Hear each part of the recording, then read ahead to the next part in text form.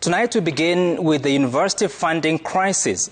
Learning activities at the Machakos University were disrupted Thursday morning after students staged protests to demand immediate release of funds from the government. A heavy contingent of police officers were deployed at the learning institution to disperse the students who engaged them in running battles. The students told of their suffering similar to that of thousands of vulnerable first-year students who are yet to receive scholarships and loans from the government under the new funding model 2 months since they reported to the institutions of higher learning. Safin Acheng Oma reports.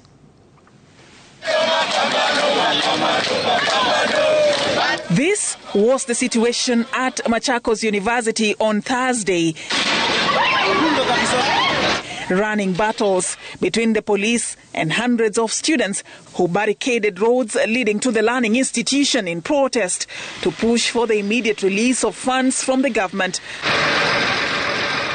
The students decried the untold suffering of thousands of vulnerable first-year students who are yet to receive scholarships and loans from the government 2 months after they reported to school. They promised to give them some upkeep and some loan when they are joining the school. But up to now, they have not received the money.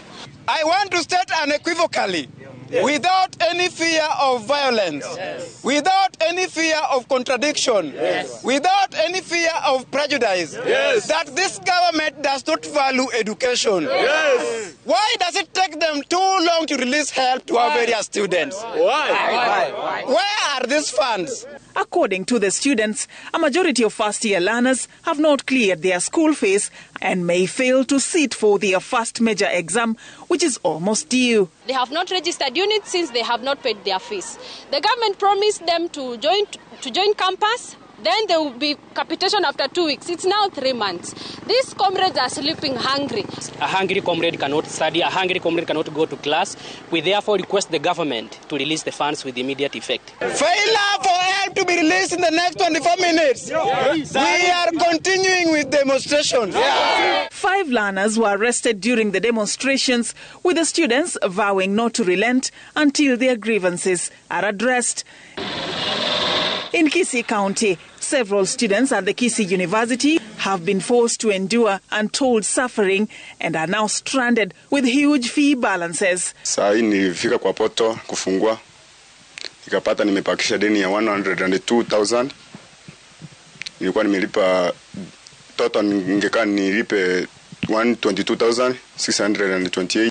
Sasa kama mtu kama mimi niko na single parent na ni mama tu. Sasa anatoa wapi pesa na anauza mananasi, watermelon? Sasa anatoa wapi pesa za kulipa 1,102? Last week, Education Cabinet Secretary Ezekiel Machogu confirmed that 119,000 students out of the 140,324 students who are placed by the Kenya Universities and Colleges Central Placement Service have reported to various universities across the country.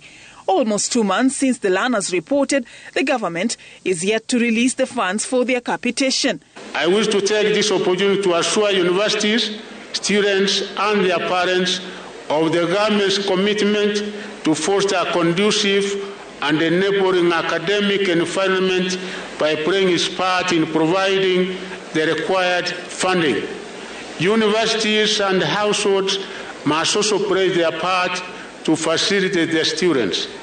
Even with this assurance from the Ministry of Education, it is still not clear when the funds will be released to alleviate the suffering of thousands of learners from vulnerable families who have pegged the lifeline of their education on government capitation. Wengi wetu wataenda kuumia na wengi wetu wataenda kuacha shule. Hatujui sasa tuenda kukaa wapi, na tukiacha shule tunaenda wapi? This coming barely a week since a section of student leaders drawn from various universities and TVETs threatened to stage nationwide protests over the delayed disbursement of funds by the government. Safin Acheng Oma, Citizen TV.